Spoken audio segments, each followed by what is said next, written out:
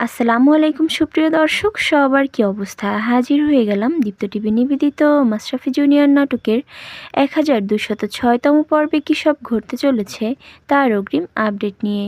এই পর্বটি কেউ মিস করবেন না, কারণ এই পর্বে আপনারা দেখতে পারবেন সুজনকে দেখা যাবে সে রুনা ম্যামদের বাড়িতে আসলে তাকে দেখে সবাই অনেক খুশি হয়ে যাবে। তখন রুনা ম্যাম নওরিনের কথা জিজ্ঞাসা করলে সুজন নওরিন সম্পর্কে অনেক বাজে বাজে কথা বলতে থাকবে।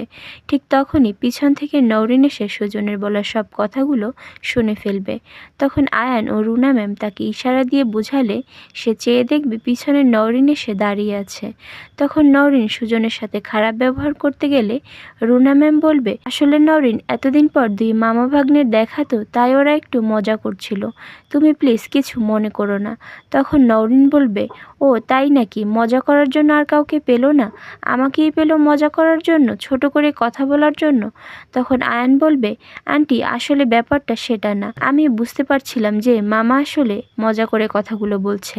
একথা শুনে নওরিন বলবে, আয়ান, আমি তোমার সাথে কথা বলছি না, বড়দের মাঝে কথা বলার স্বভাবটা দেখছি তোমার এখনো গেল না।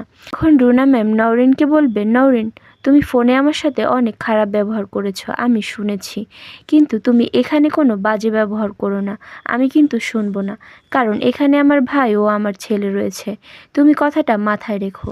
আর অন্যদিকে আপনারা দেখতে পারবেন তুতুলকে দেখা যাবে সে এবার সাগরকে বলবে, সাগর, আমি কারোর উপরই আর ভরসা করতে পারছি না, আম্মা তো অনেক চেষ্টা করেও কিছু করতে পারলো না, ওই ডাক্তার যে ব্যস্ত মানুষ, বাড়িতে এসে দেখা তো দূরের কথা, হসপিটালের সিরিয়াল পাবো কি না সেটাই সন্দেহ।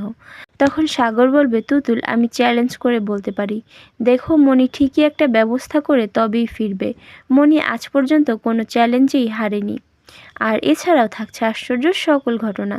সুতরাং সবাইকে মাশরাফি জুনিয়র নাটকের আগামী পর্ব দেখার আমন্ত্রণ রইল। ধন্যবাদ।